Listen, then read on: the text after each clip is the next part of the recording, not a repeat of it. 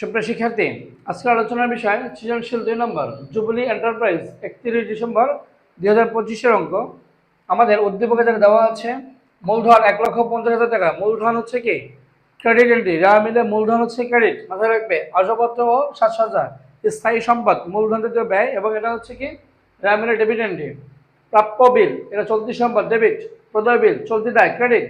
সাধারণ সঞ্চিতি, মনে রাখবা যে কোনো সঞ্চিতি হচ্ছে ক্রেডিট, রা মিলে এটা হবে ক্রেডিট আসবে।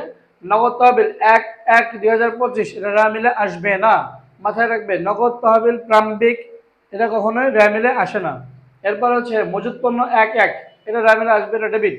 ভাড়া ডেবিট। কুলীন সঞ্চিতি ক্রেডিট, আমি বলছি যে কোনো ধরনের সঞ্চিতি ক্রেডিট। দালান করা স্থায়ী সম্পত্তি ডেবিট।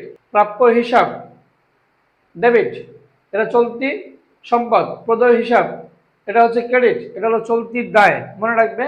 চলতি সম্পদ ডেবিট, চলতি দায় ক্রেডিট। বেতন খরচ, এটা ডেবিট। অনুপার্জিত সেবা আয়, এটা এক ধরনের দায়, এটা হচ্ছে ক্রেডিট। ব্যাংক জমাতিরিক্ত, এটাও দায়, এটা হচ্ছে ক্রেডিট। নগদ তহবিল 31/12/2025, চলতি সম্পদ, এটা হচ্ছে ডেবিট। বিমা প্রিমিয়াম, এটা হচ্ছে কি ডেবিট। মজুত পণ্য 31/12/2025, মনে রাখবে সমাপনী মজুত পণ্য রেওয়া মিলে আসে না।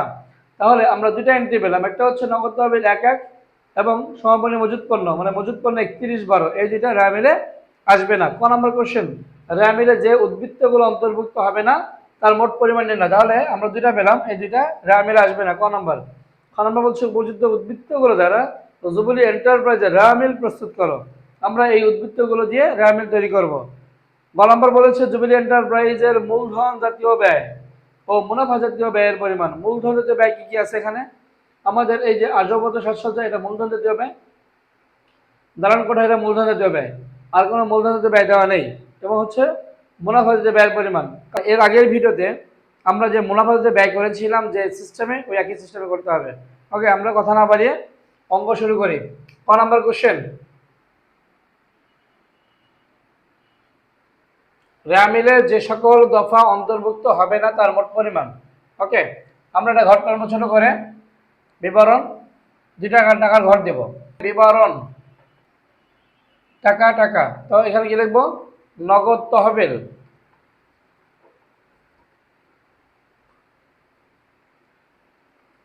1/1/2025, 6,000 টাকা, আমরা লিখবো এখানে 6,000 টাকা। ওকে, এরপর বলছে মজুত পণ্য 31/12/2025, আমরা লিখবো এখানে মজুত পণ্য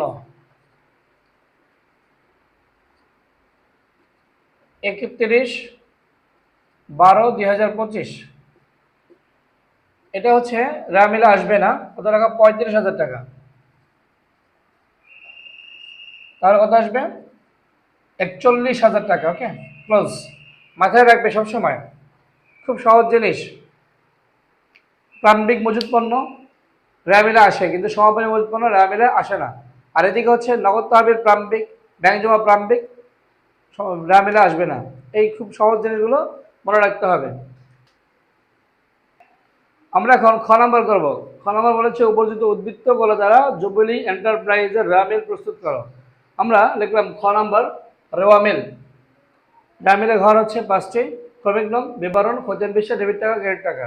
তো আমরা রেওয়া মিল শুরু করবো। প্রথম এন্ট্রি দেওয়া আছে কি মূলধন, আমরা জানি মূলধন হচ্ছে ক্রেডিট। 1 নম্বর লিখবো মূলধন, ক্রেডিটে বসবে 1,50,000 টাকা। এরপরে দেওয়া আছে আসবাবপত্র ও সাজসজ্জা, এটা ডেবিট, স্থায়ী সম্পদ। লিখবো এখানে আসবাবপত্র ও সাজসজ্জা 50,000 টাকা, ডেবিটে লিখবো। এরপরে প্রাপ্য বিল, এখানে লিখবো 3 নম্বর প্রাপ্য বিল 30,000 টাকা, ডেবিট, কারণ চলতি সম্পদ। প্রদেয় বিল 25,000 টাকা।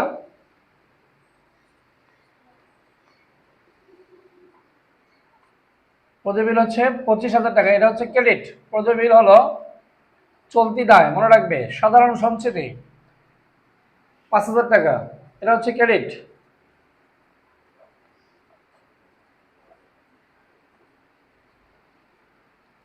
আমি বলছি যে কোনো ধরনের সঞ্চিতি ক্রেডিট। নগদ তহবিল 1-1, এটা রা মিলে আসবে না, এটা ক নাম্বারে চলে আসছে। মজুদ পণ্য 1-1 আসবে এটা।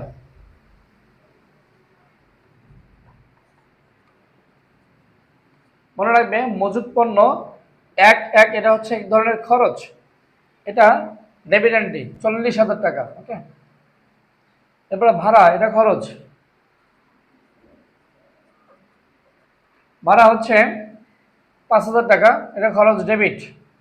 এরপরে কুরিন সঞ্চিতি,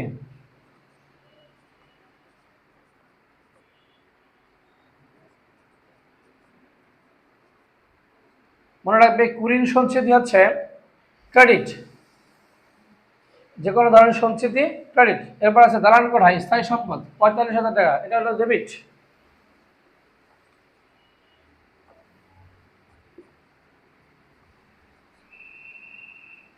স্থায়ী সম্পদ। এরপরে আছে হলো কি প্রাপ্য হিসাব, দেখবো প্রাপ্য, মনে রাখবে প্রাপ্য হিসাবটা হচ্ছে চলতি সম্পদ, কত টাকা আছে 30,000। এরপরে দেখা যাওয়া আছে প্রদেয় হিসাব 25,000 টাকা, এটা ক্রেডিট।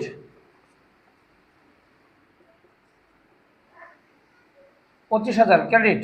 ওকে, এরপরে দেওয়া আছে বেতন, বেতন হচ্ছে ডেবিট 5,000 টাকা, লিখবো এখানে আমরা বেতন, বেতন হচ্ছে ডেবিটে বসবে 5,000 টাকা। এরপরে অনুপার্জিত সেবায়, মনে রাখবে অনুপার্জিত সেবায় হচ্ছে এক ধরনের দায়, 13 নম্বর।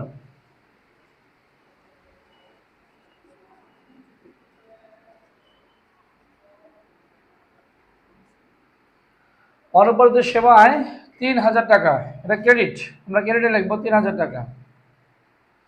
এরপরে দেওয়া হচ্ছে ব্যাংক জমা অতিরিক্ত, এটা চলতি দায়, এটা ক্রেডিট।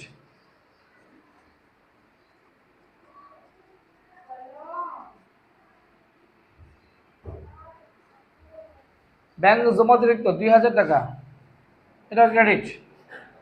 এরপর আছে নগদ তহবিল 31/12/2025, এটা চলতি সম্পদ।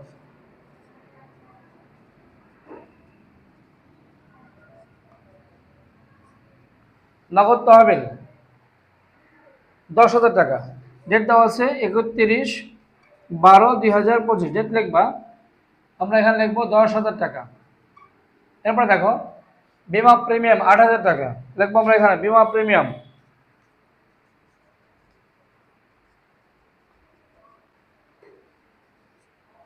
বিমা প্রিমিয়াম হচ্ছে 8,000 টাকা, ডেবিট, এটা খরচ। এবার মজুদ পণ্য 31, এটা রা মিলে আসবে না, তাহলে আমাদের রা মিলে উদ্বৃত্তগুলো বসানো হয়ে গেল। আমরা দুই পাশে যোগ করে দেখব কোন পাশে কত টাকা হয়। তাহলে 2,23,000, ডেবিট পাশে হবে 2,23,000 টাকা। আমরা ক্রেডিট যোগ করে কত আসে 2,13,000। এখানে আমাদের ক্রেডিট 10,000 টাকা কম আছে, তাহলে আমরা মনে রাখবে যখন দেখবে যে এক পাশে বেশি আছে আর এক পাশে কম আছে, যেই পাশে কম আছে সেই পাশে ওই কম টাকাটা লিখতে হবে হচ্ছে অনিশ্চিত হিসাব। দেখো আমাদের ডেবিটে 2,23,000 লিখবো, আমরা যে এখানে লিখি 2,23,000, আর এখানে 10,000 টাকা কি আছে কম আছে, এই কমটা হচ্ছে অনিশ্চিত হিসাব, লিখবো 17 নম্বর এন্ট্রি, অনিশ্চিত হিসাব। এই হচ্ছে আমাদের রেওয়া মিল। এটা খুব ভালোভাবে মনে রাখবে যে রেওয়া মিলে সবসময় দুই পাশ মিলে যাবে না। ডেবিটে বেশি, কত টাকা বেশি আছে, ক্রেডিট থেকে 10,000 বেশি আছে, মানে ডেবিটের যোগফল 2,23,000 আর ক্রেডিটের যোগফল আছে 2,13,000। আমরা যদি এখানে 10,000 টাকা দিই তাহলে এটা 23,000 মিলবে, তাহলে এই 10,000 টাকা লিখবো কি অনিশ্চিত হিসাব। এই হচ্ছে রেওয়া মিল। ওকে, গ নাম্বার বলেছে জুবিলি এন্টারপ্রাইজের মূলধন জাতীয় ব্যয় ও মুনাফা জাতীয় ব্যয়ের পরিমাণ। আমরা এখন গ নাম্বার করবো মূলধন জাতীয় ব্যয় ও মুনাফা জাতীয় ব্যয়ের পরিমাণ লিখবো। আমরা একটা ঘর টানবো, বিবরণ, 3টা টাকার ঘর, টাকা টাকা, এরপরে হচ্ছে টাকা। ওকে, এখন এখানে মূলধন জাতীয় ব্যয় কি কি দেওয়া আছে, আমাদের দুইটা মূলধন জাতীয় ব্যয় আছে, একটা হচ্ছে এই আসবাবপত্র সাজসজ্জা আর একটা দালান কোঠা। আমরা লিখবো এখানে মূলধন জাতীয় ব্যয়, লিখবো এখানে আসবাবপত্র ও সাজসজ্জা।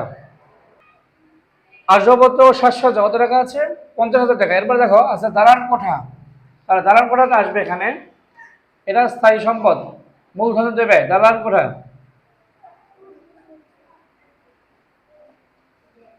45,000 টাকা, যোগ করলে 95,000 টাকা। ওকে, এটা হচ্ছে মোট মূলধন দেবে। এখন বলেছে যে মুনাফা জাতীয় ব্যয়। ওকে, আমরা লিখবো মুনাফা জাতীয় ব্যয় কি কি আছে, লিখবো এখানে মুনাফা জাতীয় ব্যয়। আমরা জানি মুনাফা জাতীয় ব্যয় হলো দুই রকমের, একটা হচ্ছে বিক্রিত পণ্যের ব্যয়, একটা হচ্ছে অন্যান্য পরোক্ষ ব্যয়।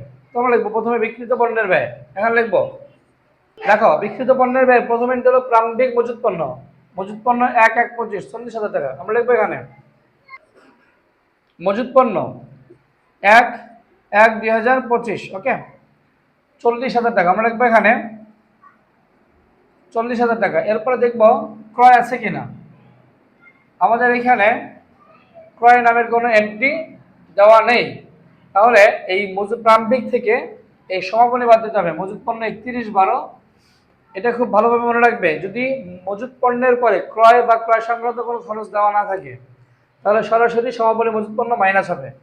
দেখো মাইনাস মজুত পণ্য 31/12/2025 কত টাকা আছে?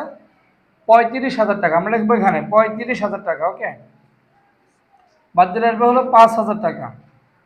এখন এখানে অন্যান্য পরোক্ষ ব্যয় লিখবো যোগ অন্যান্য পরোক্ষ ব্যয়।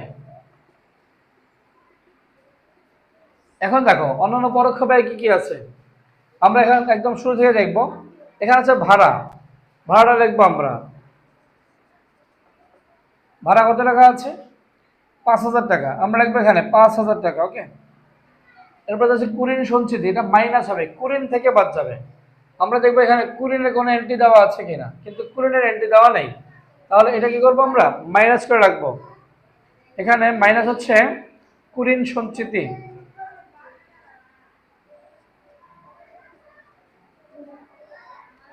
কুরিন সঞ্চিতি হলো 3,000 টাকা, এটা মাইনাসে রাখবে। এরপরে কি দেওয়া আছে? এখানে আছে বেতন 5,000 টাকা। আমরা লিখবো বেতন, এখানে হচ্ছে 5,000 টাকা। ওকে, এরপরে কি দেওয়া আছে? এখানে দেওয়া আছে বীমা প্রিমিয়াম 8,000 টাকা। আমরা লিখবো এখানে বীমা প্রিমিয়াম,